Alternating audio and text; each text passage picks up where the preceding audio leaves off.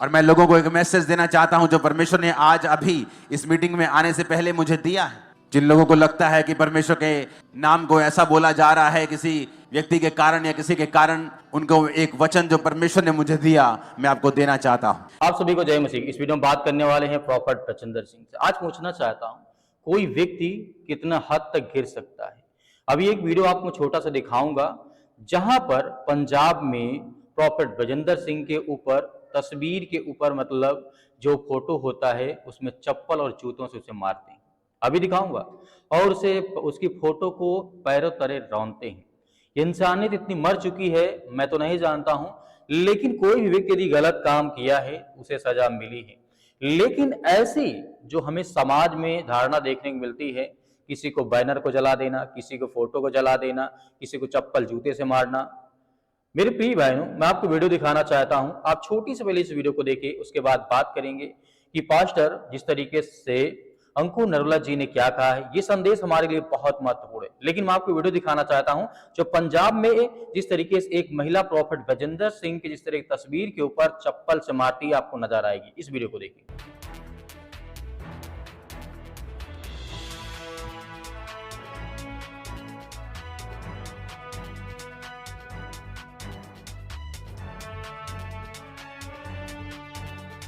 इस वीडियो को देखने के बाद आपके मन में क्या आएगा? यही सोचेंगे कि आज इंसानियत मर चुकी है और हैवानियत जाग उठी है।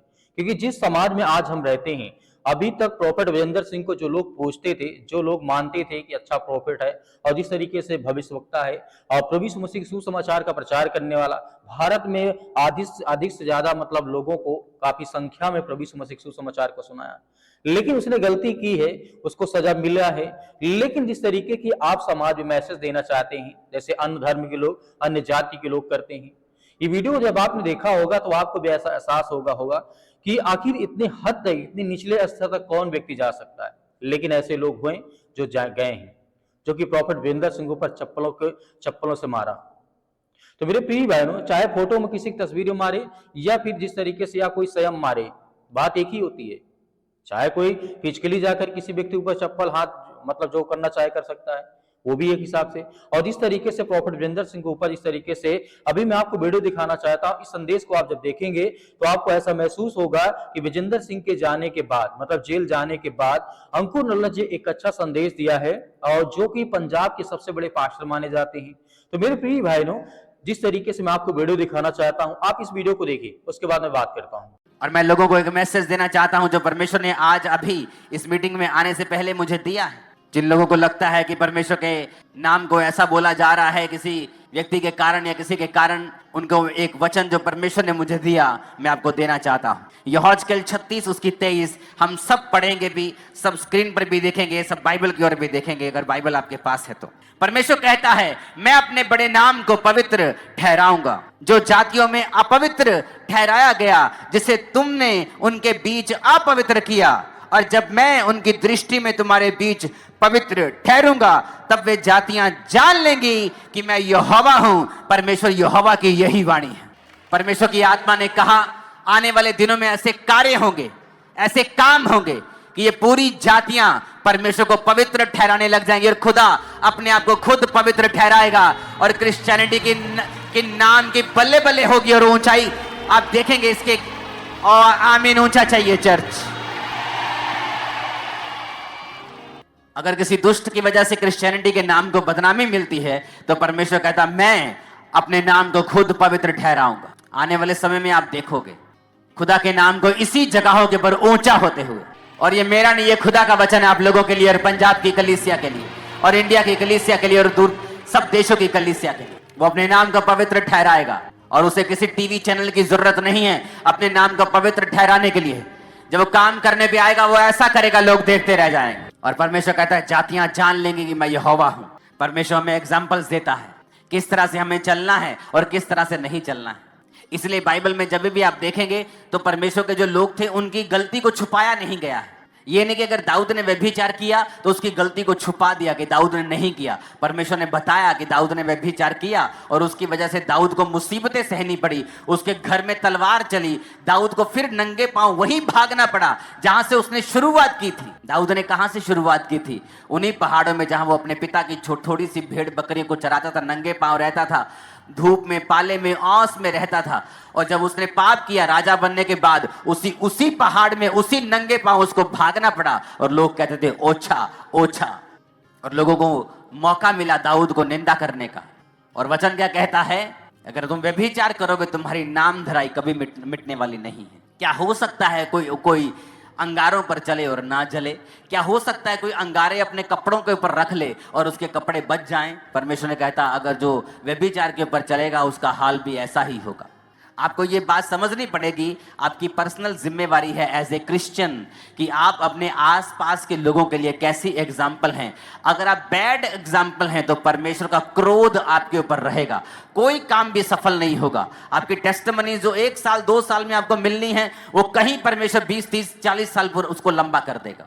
ये वचन मैंने आपको परमेश्वर की ओर से दिया है कि परमेश्वर कहता है कि मैं अपनी महिमा फिर से बनाऊंगा, अपने नाम को मैं पवित्र ठहराऊंगा और लोग देखेंगे। और मैं आपको ये भविष्यवाणी करके कह रहा हूं, दुनिया के लोग, फॉरेन के लोग भी, दूसरे देशों के लोगों को भेजा जाएगा कि जाओ और इंडियन क्रिश्चियंस जो हैं उनकी लाइफ को स्टडी करो कि किस तरह से परमेश्वर ने उनकी लाइफ में काम किया या उन्होंने किस तरह से बेदारी को फैलाया है। उनकी लाइफ्स को जाके स्टडी करो ताकि हम भी अपने देश में वैसे, आप देखोगे इस भविष्यवाणी को पूरा होते हुए। आप गोरे लोगों को, मोरक्कन को, आप बड़े लोगों को, तुर्कियों को, आप बड़े लोगों को देखोगे, खासकर व्हाइट स्किन लोगों को आप ज्यादा देखोगे इंडिया में आते हुए, पंजाब में आते हुए, जस्ट स्टडी करने के लिए कि परमेश्वर ने इनकी लाइफ में कैसे काम किया और कैसे सुसमाचार ये फैलाते हैं, क्यों ये परमेश्वर इनकी लाइफ में इतना बड़ा काम कर रहा है। वो आपकी स्टडी करने के लिए आएंगे और खुदा के नाम की महिमा होगी। वो अपने नाम को पवित्र ठहराएगा, उसका नाम ऊंचा होगा। आप ऊंचा करेंगे, मैं ऊंचा करूंगा यीशु मसीह के नाम। हालेलुया। एक समय होता है आप परीक्षाओं से गुजरते हैं, एक समय होता है परमेश्वर फिर आपको फल देता है। लेकिन आप ये मेक श्योर करें कि आपकी परीक्षा आपके पाप की वजह से ना हो, आपकी परीक्षा आपके बढ़ने के लिए हो, वो परमेश्वर की ओर से हो, शैतान की ओर से ना हो। अपने मन से बात करो धीरे धीरे शब्दों में कि आज से मैं परमेश्वर की जिम्मेवारी लूंगा और मैं खुदा के नाम को महिमा दूंगा। एक भी कर्म नहीं ऐसा करूंगा कि परमेश्वर के नाम को निंदा मिले। मैं और मेरा घराना हम मिलकर परमेश्वर की सेवा करेंगे। आमीन। ऊंचा ये आशीष हमारी है। आपका जो मन है वो परमेश्वर से लगा होना चाहिए। अगर आपका मन प्रभु से लगा हुआ है, जब आप चर्च में नहीं हैं, जस्ट अपने वर्क प्लेस पे हैं, कहीं घूम रहे हैं, कहीं जा रहे हैं, अगर आपके मन में हमेशा परमेश्वर के साथ आप जुड़े हुए हैं, आपको मालूम होगा क्या गलत है और क्या सही है। मुझे ये नहीं करना है, मुझे ये करना है। बाइबल कहती है जब आप पाप करते हैं छोटा सा, आपका विवेक निर्बल हो जाता है। आप छोटे छोटे पाप करते हैं ना, और ऐसे पाप करते हैं आपको मालूम होता है कि ये पाप है, धीरे धीरे वो पाप आपकी लाइफ में रेगुलर हो जाता है।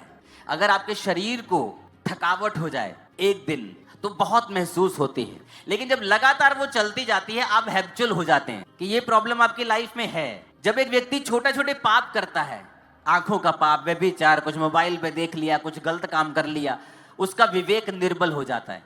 जब आप निर्बल हो जाते हैं तब अगर आप अपनी निर्बलता का इलाज ना करें तो आप मर जाते हैं।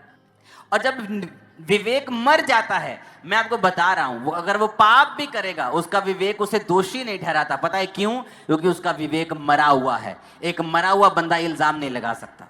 जिस तरीके से आपने इस संदेश को सुना तो आपको क्या महसूस होता है? अंकुर नल्ला जी ने बहुत अच्छा मैसेज दिया है समाज के लिए, बाइबल के लिए, और किस तरीके की बात आज हमें देखने को मिलती है। मेरे प्रिय भाई बहनों, मैं आपको कहना चाहता हूं, न्याय करने वाले तो हम नहीं होते हैं, लेकिन बाइबल में बहुत सारे ऐसे वचन हैं जो न्याय के बारे में बताते हैं।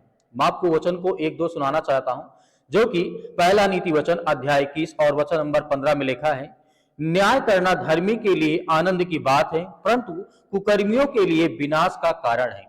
इस वचन का अर्थ यह है, यह वचन हमें यह बताने की कोशिश करता है कि न्याय सही लोगों के लिए सुखद होता है, लेकिन गलत करने वालों के लिए परेशानी लाता है।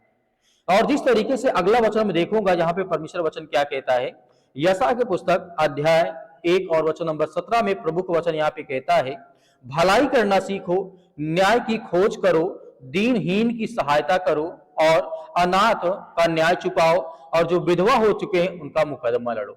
इस वचन के कहने का उद्देश्य क्या है, मतलब क्या है? इस वचन में यह कहा गया है, परमेश्वर के लोगों को न्याय करने और कमजोरों की मदद करने की हमें प्रेरणा देता है। मतलब यहां पे प्रभु का वचन कहता है, जिस तरीके से न्याय करने वाले और कमजोरों की आपको मदद करना है, आपको सहायता करना है, इसीलिए परमेश्वर हमें वो सामर्थ और ताकत देता है। एक वचन और देखना चाहूंगा, जो कि मीका पुस्तक अध्याय 6 और वचन नंबर 8 में प्रभु का वचन कहता है, हे मनुष्य, वह तुझे बता चुका है कि क्या भला है और यहोवा तेरे से नहीं या नहीं चाहता कि तू न्याय करे और करुणा से प्रेम करे और अपने परमेश्वर के साथ नम्रता से चले। मेरे प्रिय भाई बहनों, प्रभु का वचन यहाँ पे मीका पुस्तक में साफ साफ कहा गया है, यहोवा तेरे से यह नहीं चाहता कि तू किसी का न्याय करे। इस वचन कहने का मतलब यह है, यह वचन हमें न्याय, दया और नम्रता को जीवन के मूल सिद्धांतों के रूप में दिखाता है, प्रस्तुत करता है। हम कौन होते हैं किसी का न्याय करने वाले? लेकिन प्रभु का वचन कहता है, आज हमें हर एक मसीह भाई बहनों को मिलकर के प्रार्थना करना चाहिए, प्रॉफेट बजेंद्र सिंह के लिए, उनके घर के लिए, उनके परिवार के लिए, उनके बच्चों के लिए, ताकि उनके जीवन में दुख का समय है और अनेक प्रकार की बातें हैं, वो हर तरीके से प्रभु उनके जीवन में काम करे और पूरा करे और उन्हें वो सामर्थ और ताकत दे, आगे चल करके अपने चर्च पे काम कर सके, अपने जितने लोग हैं, जितने अनुयायी हैं, प्रभु यीशु मसीह के मानने वाले लोग हैं, उनको सही गाइड कर सके और सही ज्ञान दे सके। तो मेरे प्रिय भाई, इस वीडियो में ज्यादा कुछ नहीं रखना चाहूंगा, अब इस वीडियो की यहीं पे खत्म करता हूं। आपकी जो भी राय हमें कमेंट बॉक्स में कमेंट करके जरूर बताइएगा। मिलते हैं नेक्स्ट वीडियो।